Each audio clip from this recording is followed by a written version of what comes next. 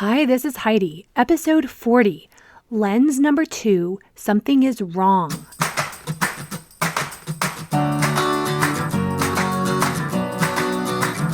Life isn't a spectator sport. Success comes to those who show up every day with a pocket full of courage, grit, and a little sparkle. I'm glad you're here.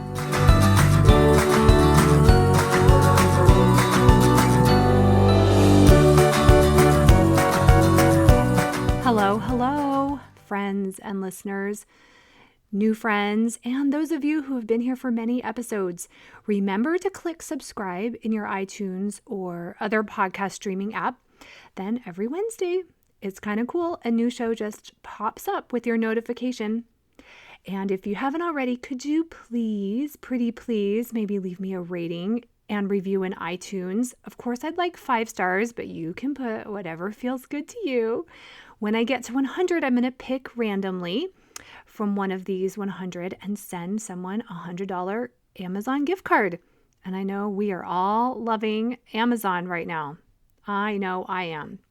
So I am just getting more and more excited each week as I use my new 5 clarifying lens methodology with clients, and I hear how it's helping them.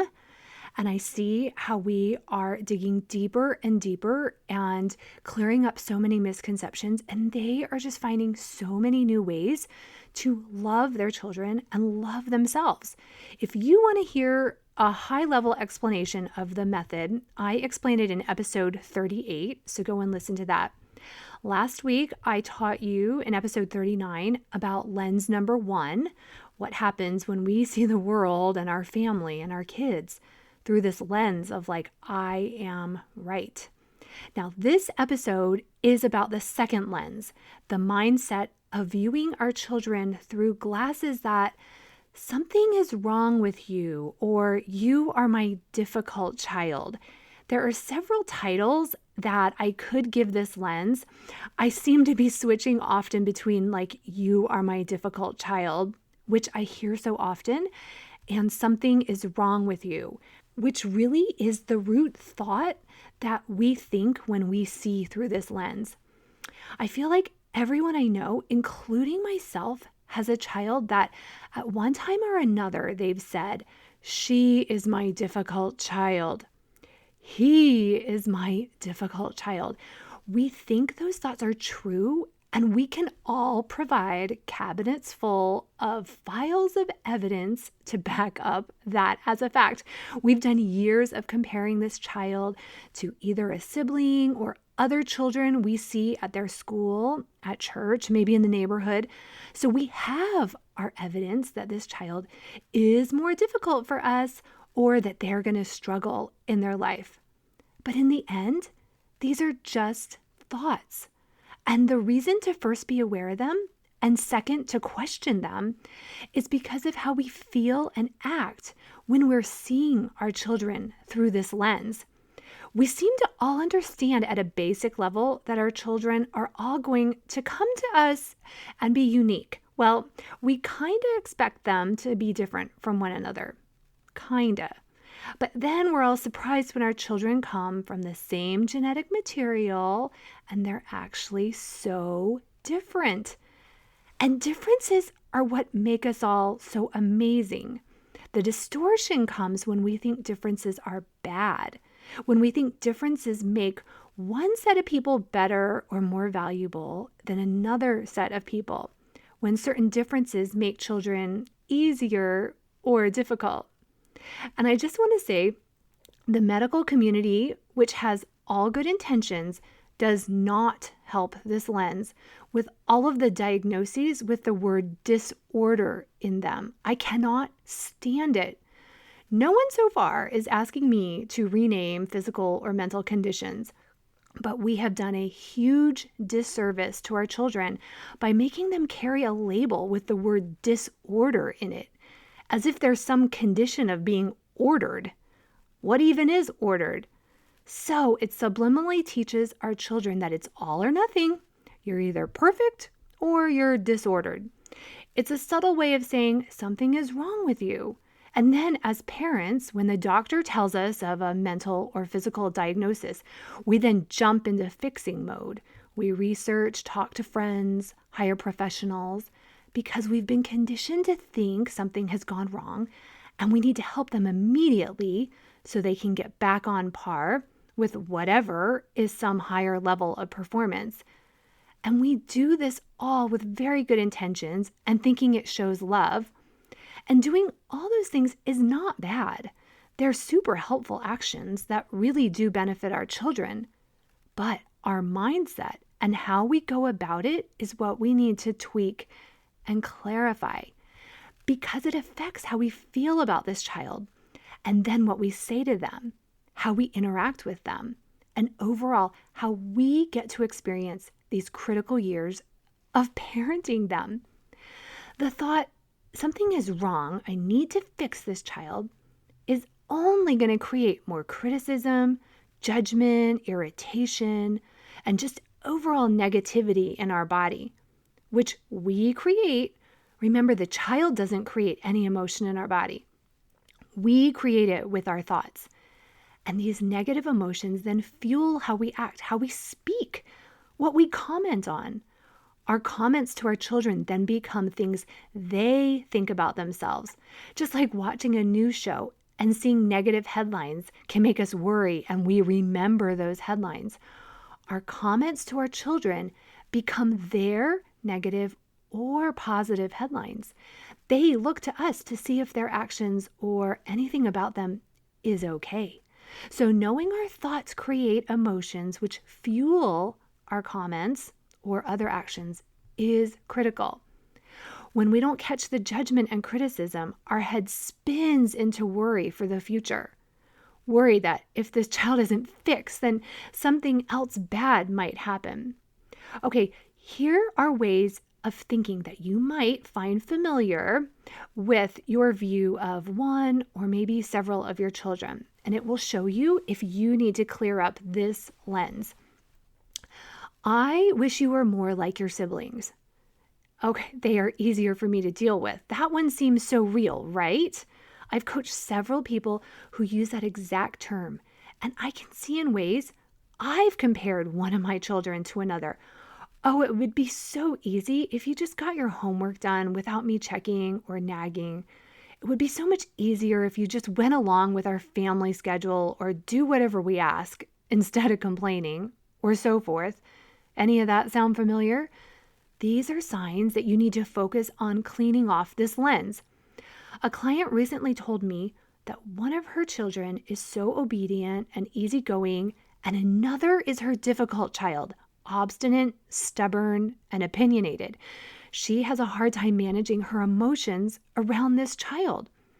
And what happens is she continues to find reasons and evidence why her daughter is difficult and stubborn. And because the mindset is that this is negative, that it's a bad thing to be stubborn and opinionated and headstrong, she makes up stories about how these qualities will hurt her daughter in the future. So our work has been clearing off this distortion, asking how will these qualities really benefit the child. We refocus on what she's looking for.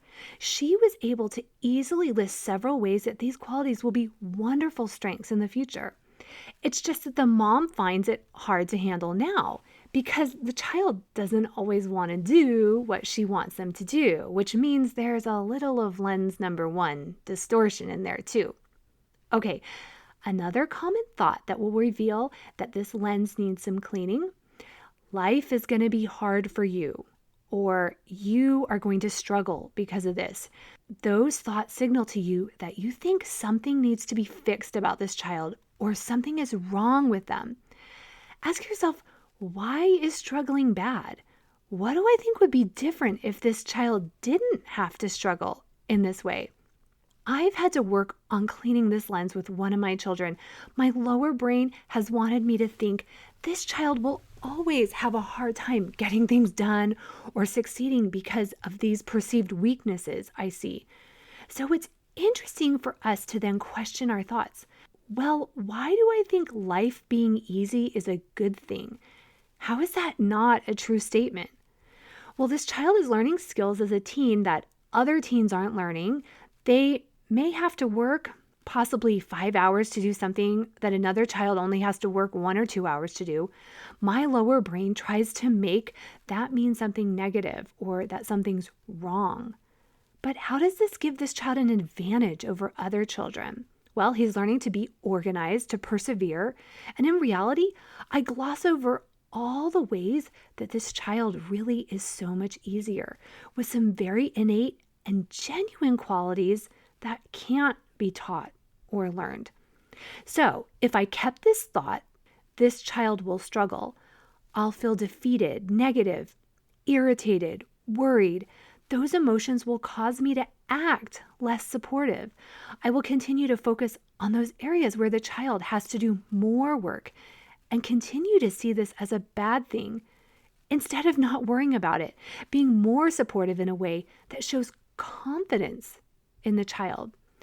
If I clear off this lens and realize this child is just like every other child with strengths and weaknesses, and honor that all of those are working together to give him the best foundation for his adult future, I create peace in my body and I show up as a much more positive and encouraging mother.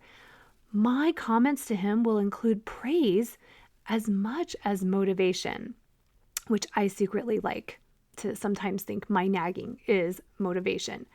Now, another client has told me that she has her anxiety child, quote, anxiety child.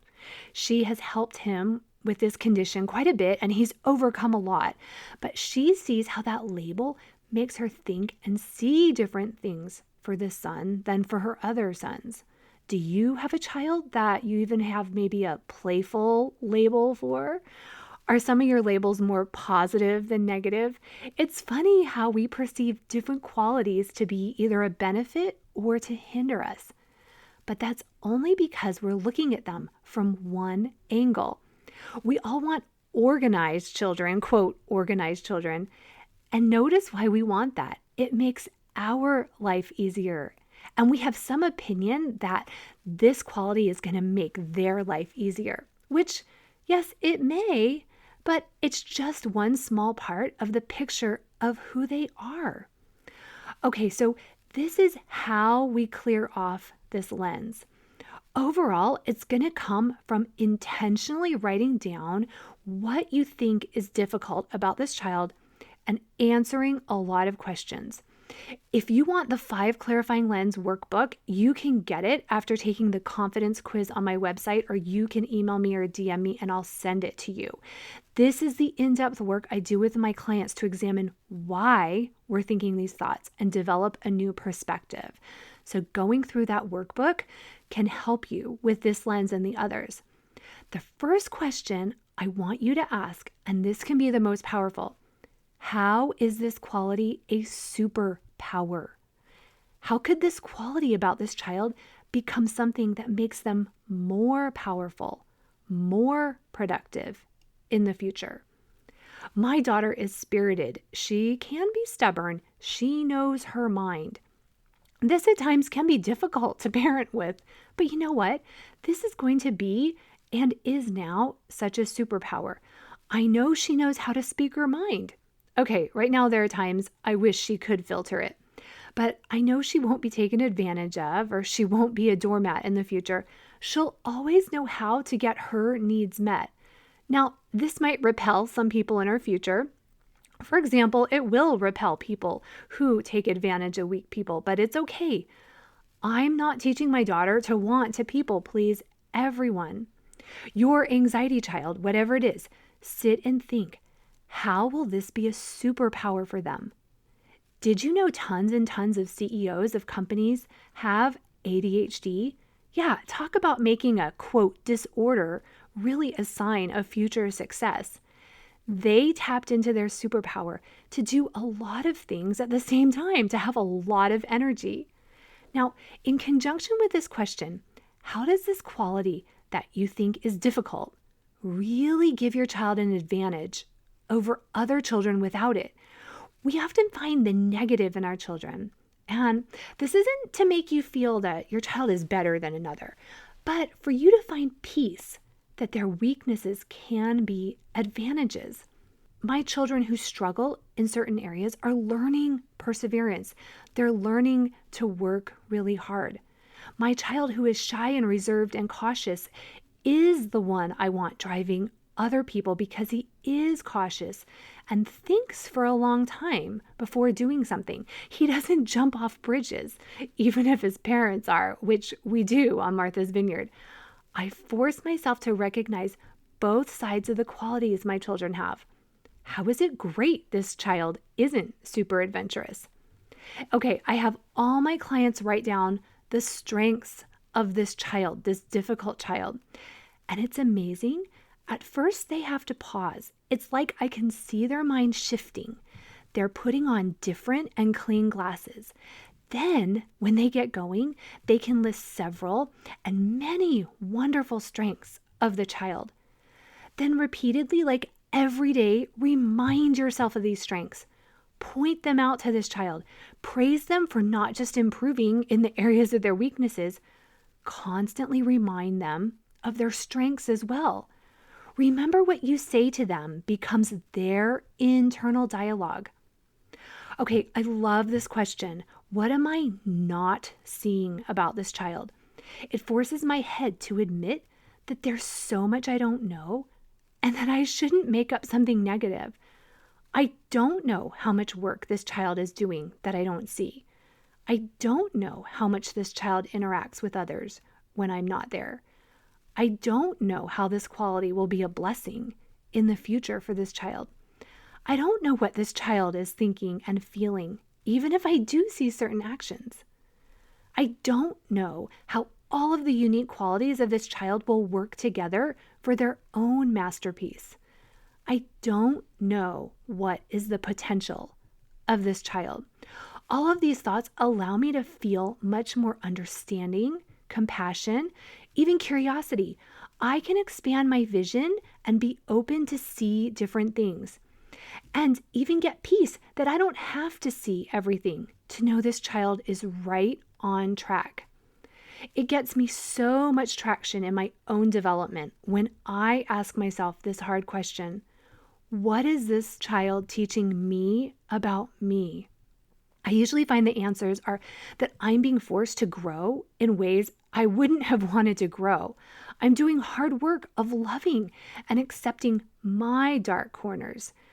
I find my children are teaching me so much about faith and unconditional love and expanding my understanding and perspective of the world. Now, a final and very important question: can I allow this child to bloom in the season they were meant to bloom?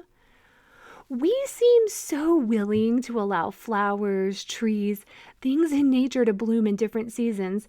We don't get mad at hydrangeas for not blooming early like the daffodils. I love my sedum blooms in the fall, months after the azaleas, and then the summer flowers bloom. The flowers wouldn't bloom any faster if we went out and yelled at them or tried to coax them into blooming early. The same is true for our children. It's just that our kids don't come with clear labels telling us the season to expect them to bloom, what their height, width, bloom size, or color will be. Some will bloom sooner, some later, some with very different colors, heights. Some will give protection, shade to others around them. Some provide low ground cover, while others sprout high and are visually very colorful and appealing. But one is not better than another. They all work together to create beauty. Our children are the same. They have specific bloom potential that's part of who they are at a very deep and small seed-like level. They were planted in our family in a certain order for a reason that we might not know, since remember, we didn't get any instruction manuals with them. Even though our children usually come from our DNA, they aren't going to be like us. They're going to be unique, different, amazing in their own way.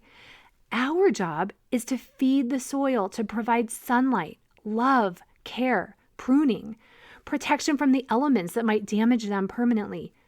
When we do all of that, they can bloom and shine to their potential. their internal seeds will feel safe to sprout whenever they're ready.